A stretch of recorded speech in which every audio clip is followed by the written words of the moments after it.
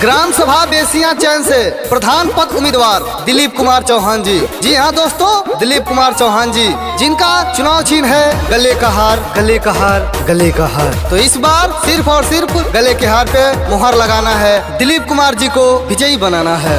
इस बार के चुनाव में अपने भाई, अपने बेटा दिलीप कुमार चौहान जी को चुने और भारी से भारी मतों से विजयी बनाए। सुना सुना ए चाची, अब की के ही चुनौआ, दूसर के हूँ न लड़े लड़े घर के बेटौआ। सुना सुना ए चाची, अब की के ही चुनौआ, दूसर के हूँ न लड़े लड़े घर के बेटौआ।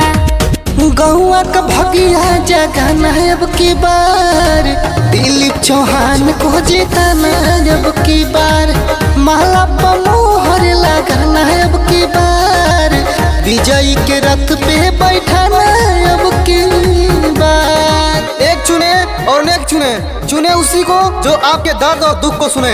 वोट नहीं मैं कर्ज मांगता हूँ, वोट नहीं मैं कर्ज मांगता हूँ, खुद समीर लौटा दूंगा। जिस दिन आपका बहे पसीना मैं अपना लहू बहा दूंगा, मैं अपना लहू बहा दूंगा। यही कहना है दिलीप कुमार चौहान जी का। दुखिया गरीब सबके हैं चहेता, दुख सुख में साथ देते घर के हैं बेटा।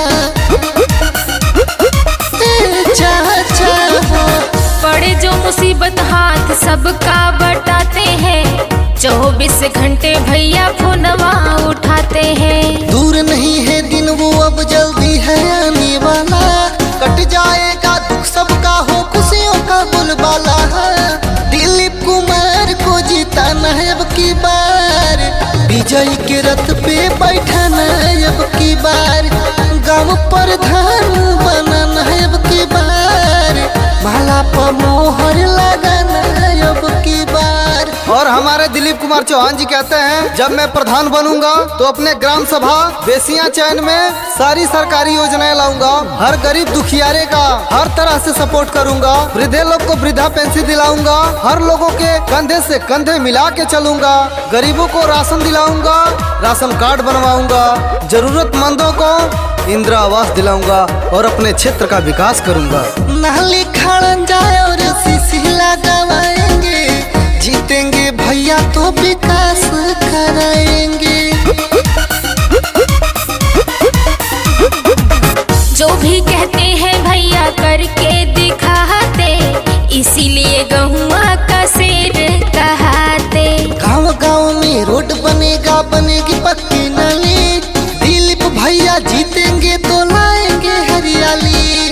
दिलीप भैया को जिताना है अब की बार, विजयी के रथ पे बैठाना है अब की बार, माला पर मोहर लगाना है अब की बार, गाँव प्रधान बनाना है अब की बार। जालिम कितना जुर्म करेगा सत्ता के गलियारों से, जालिम कितना जुर्म करेगा सत्ता के गलियारों से।